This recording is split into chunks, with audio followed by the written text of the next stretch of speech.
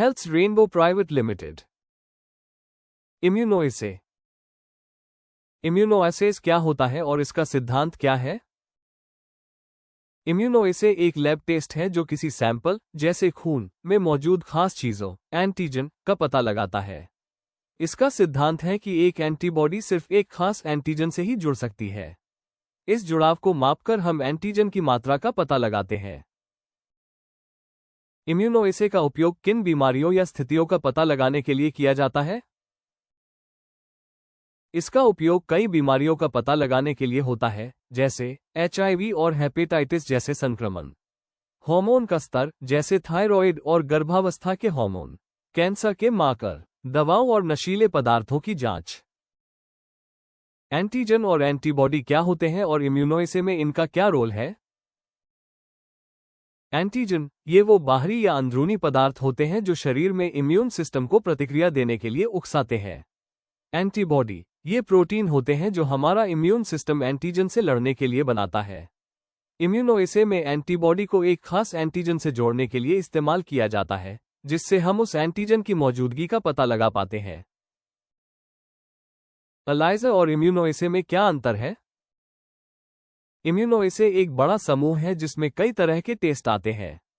ELISA, enzyme linked immunosorbent असे, उस बड़े समूह का एक खास प्रकार का इम्यूनोएसे है, जिसमें एक एंजाइम का उपयोग किया जाता है।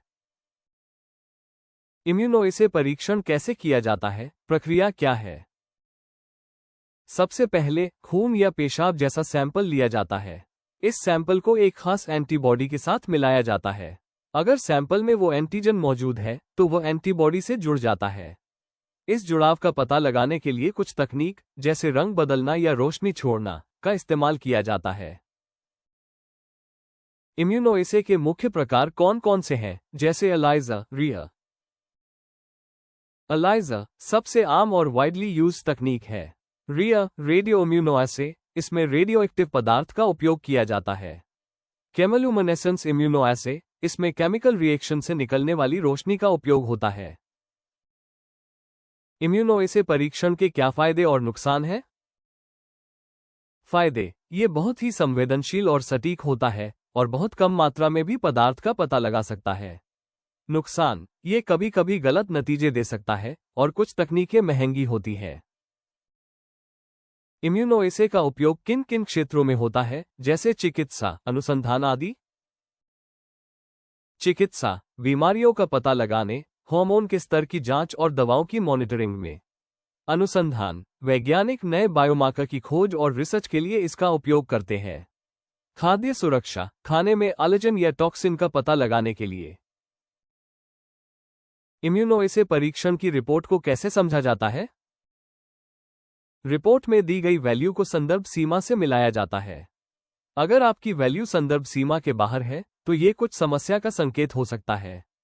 हमेशा अपनी रिपोर्ट किसी डॉक्टर को दिखाएं, क्योंकि वही सही तरीके से इसका मतलब बता सकते हैं।